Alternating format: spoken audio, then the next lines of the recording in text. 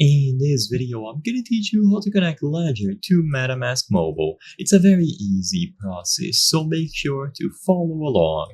In this video, I'm going to teach you how to properly set up your Ledger hardware wallet in conjunction with MetaMask Mobile. So through the MetaMask Mobile app, you will be able to initiate this connection. So to start, open your MetaMask mobile account, and in there, you will find the option to add new ones. So tap on your primary account either at the top or where you see accounts, and this will allow you to swap between multiple different accounts that you might have connected.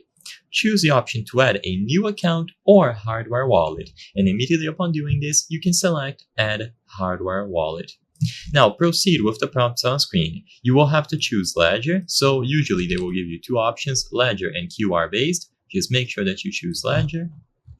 And now, within the Ledger device, make sure that you have the Ethereum application good to go.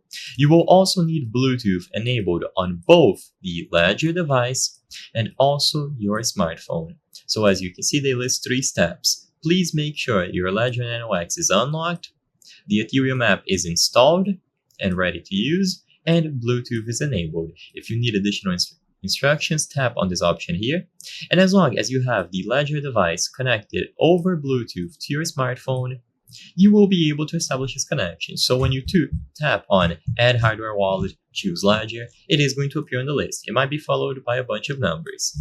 If necessary, confirm the connection by making sure that these numbers match, and then you can choose the option to pair.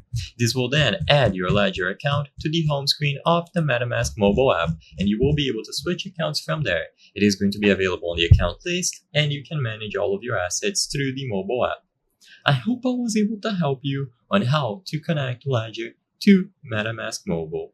If this video helped you, please be sure to leave a like and subscribe for more very easy tips. Thank you for watching.